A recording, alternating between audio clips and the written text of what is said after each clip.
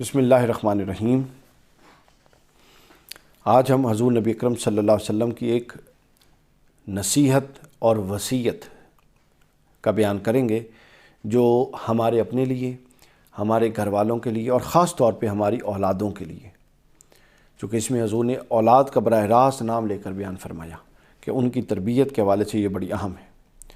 حضور علیہ الصلوۃ والسلام نے فرمایا کہ اپنی اولاد کو 3 اچھی عادات سکھاؤ، 3 اچھی عادات، جس کا ذکر امام ابن حجر ہیثمی نے الصواعق المحرکہ میں بھی کیا اور کنز المال حدیث نمبر 45409 فرمایا ادبوا اولادکم علی ثلاثۃ خصال، اپنی اولاد کو، اپنے بچوں کو 3 چیزیں سکھاؤ۔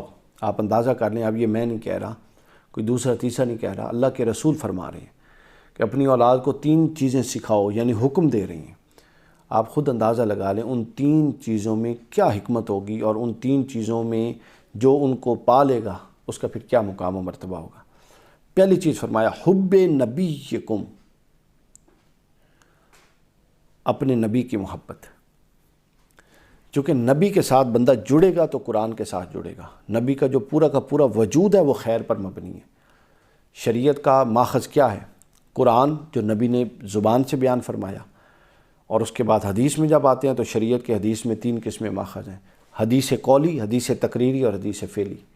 جو حضور نے کر کے دکھا دیا، جو حضور نے زبان سے فرما دیا، اور جو حضور کے سامنے کیا گیا اور آپ خاموش رہے، وہ بھی سند کے طور پہ ائمہ محدثین اور شریعت اسلامی کا ایک مصدر ہے، چونکہ نبی کی شان نہیں ہے کہ وہ بری اور ناپسندیدہ چیز پر خاموش رہے جس کی شریعت اجازت نہ دیتی ہو۔ تو لہٰذا پہلی چیز بیان فرمائی کہ اپنے نبی کی محبت لوگوں کو سکھاؤ۔ اور ہمارے ہاں ایک طبقہ ہے وہ صرف عمل کا درس دے رہا ہے، ایک طبقہ ہے جو صرف محبت کا درس دے رہا ہے، عمل کی طرف نہیں جاتا۔ تو محبت تو فرض ہے، بخاری مسلم میں حدیث ہے کہ لا یؤمن احدکم حتی اکون احب الیہ من والدہ وولدہ والناس اجمعین، کہ جب تک حضور نے فرمایا سب سے بڑھ کے مجھ سے محبت نہیں کرتا وہ شخص مومن ہی نہیں ہو سکتا۔ تو اب محبت ہے۔ دوسری طرف ایک طبقہ وہ سمجھتا ہے کہ خالی بس محبت کرنی ہے، نعرے رسالت لگانا اور جنت کا دروازہ کھل جانا، ایسا نہیں۔ اس محبت کا تقاضا یہ ہے کہ پھر محبت کر کے اس سے جڑ جاؤ۔ محبت کرنی اس لیے کہ جب تک قلبی تعلق نہ ہو، طاعتی تعلق، عملی تعلق قائم ہی نہیں ہو سکتا۔ تو پہلی چیز یہ ہے کہ اپنے نبی کی محبت۔ دوسری ہے کہ ہوا حب اہل بیت ہی، اور حضور صلی اللہ علیہ وسلم کی اہل بیت سے محبت۔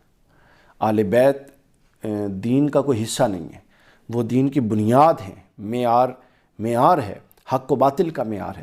حضور علیہ السلام نے حضرت علی کی محبت کو مومن اور منافق میں فرق قرار دیا، بار بار فرمایا اذکرکم اللہ فی اہل بیت، میں تمہیں اپنے اہل بیت کے بارے میں اللہ کا خوف دلاتا ہوں، اپنی اہل بیت کے بارے میں اللہ کا خوف دلاتا ہوں، یعنی ریپیٹڈلی یہ چیز کہی۔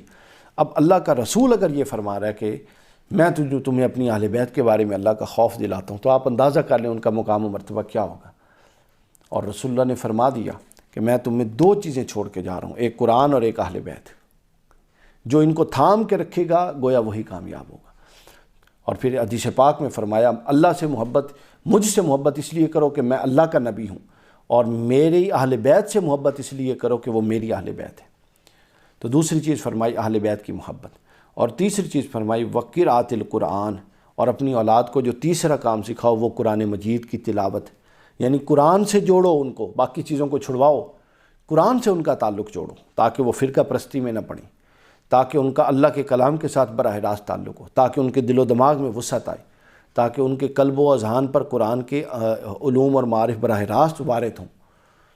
اقبال نے کہا تھا کہ تیرے وجود پر جب تک نہ ہو نزول کتاب، گرا کشا ہے نہ رازی نہ صاحب کشاف۔ رازی اور صاحب کشاف کو بعد میں پڑھیں، ہمارے ہاں ٹرینڈ بدل گیا ہے، رازی اور صاحب کشاف کو پہلے پڑھتے ہیں اور اس کے بعد موقع ہی نہیں ملتا ساری عمر قرآن کو پڑھنے کا، ان کو پڑھ کے ان کی آراء پر اکتفا کر کے گزر رہی ہیں۔ نہیں، سب سے پہلے قرآن ہے، قرآن کو پڑھیں، قرآن کے بعد دوسری چیزوں کی طرف جائیں۔